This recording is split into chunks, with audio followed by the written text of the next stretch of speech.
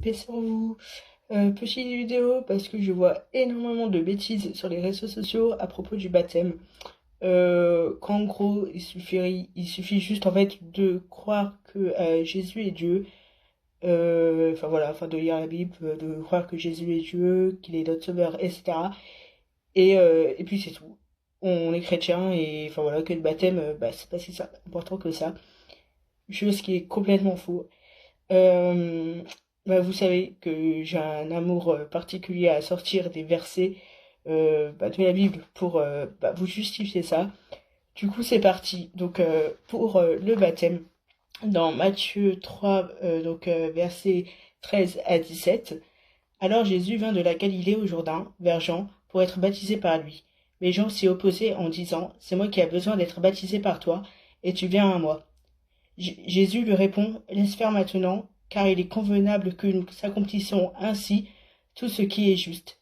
Dès que Jésus eut été baptisé, il sortit de l'eau, et voici que les cieux s'ouvrirent, et il vit l'Esprit de Dieu descendre comme une colombe et venir sur lui. Une voix fit entendre des cieux, celui-ci est mon Fils bien-aimé, en qui j'ai mis toute mon affection. Étant chrétien, on suit le Christ. Le Christ a été baptisé, du coup, on est censé être baptisé, quoi. Ensuite, dans Marc 16, verset 16, celui qui croira et qui sera baptisé sera sauvé. Acte 2, verset 41, ceux qui acceptèrent sa parole furent baptisés. Matthieu 28, verset 19, allez, faites des gens, alors, allez, faites des gens de toutes les nations, des disciples, baptisez-les au nom du Père, du Fils et du Saint-Esprit. Acte 2, verset 38, Pierre leur dit, changez d'attitude, et que chacun de vous soit baptisé au nom de Jésus pour le pardon de vos péchés et vous recevrez le don du Saint-Esprit. Jean 3, verset 5. En vérité, je te le dis, à moins que naître d'eau et d'esprit, on peut entrer dans le royaume de Dieu. Tite 3, verset 5. Il nous a sauvés, et il ne l'a pas fait à cause des actes de justice que nous aurions pu accomplir, mais conformément à sa compassion, à travers le bain de la nouvelle naissance et le renouvellement du Saint-Esprit. Le bain de la nouvelle naissance, le baptême.